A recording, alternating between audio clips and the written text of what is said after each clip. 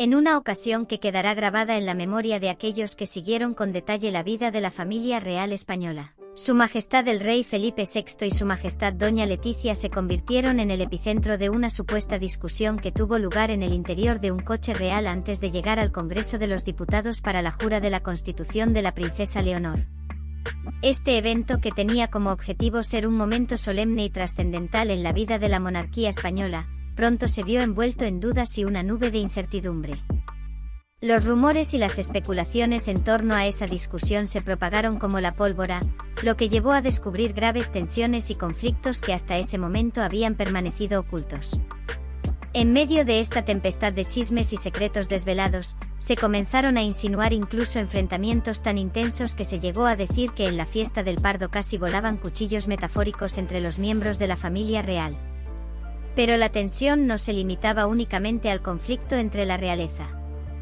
Un detalle que dejó a muchos con la boca abierta fue la relación aparentemente desgastada entre Doña Leticia y el rey emérito don Juan Carlos I.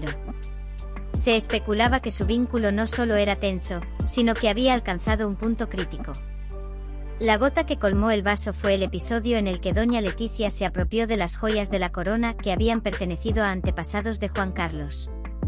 Una afrenta que indignó profundamente al exmonarca. No obstante, los problemas parecían no tener fin, ya que, según se rumoreaba, don Juan Carlos se sentía marginado y desplazado en el seno de la familia real.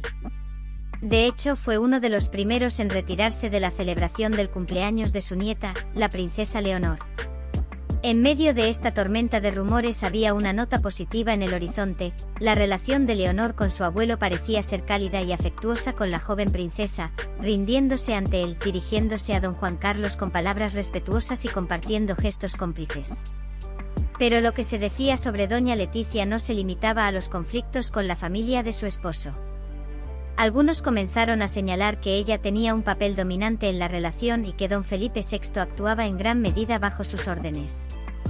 Incluso se llegó a afirmar que una discusión durante la jura de la Constitución dejó entrever esta dinámica. Se especulaba sobre si Leticia ejercía una influencia desmedida en los asuntos de la realeza.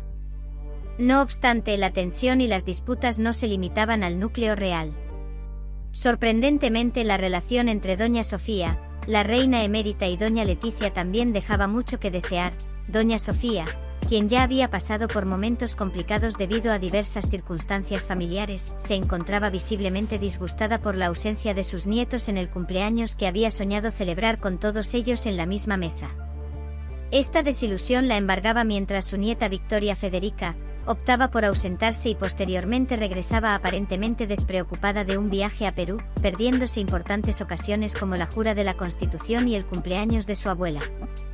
Justo cuando parecía que las cosas no podían empeorar, se reveló que doña Sofía quedó bajo una especie de vigilancia incómoda durante su estancia en el Palacio de la Zarzuela. ¿Qué estaba sucediendo exactamente? La relación de Sofía con Leticia era fría y esta última parecía dispuesta a impedir que cualquier miembro de la familia de su esposo accediera a palacio, incluyendo a la infanta Elena. Leticia había designado a su madre, Paloma Roca Solano, como informante y controladora de visitas en su ausencia.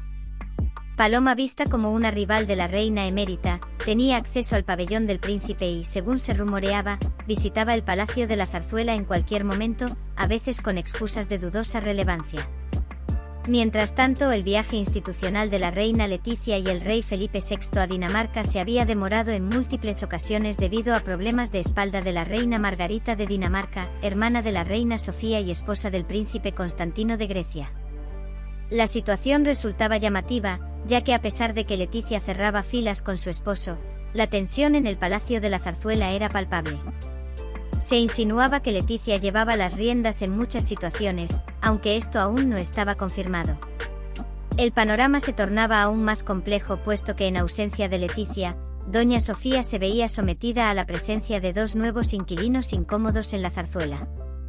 Paloma Roca Solano y su pareja, Marcus Bradley, se habían instalado allí, generando tensiones y haciendo la vida difícil a la reina emérita y, al parecer, también a la propia Leticia.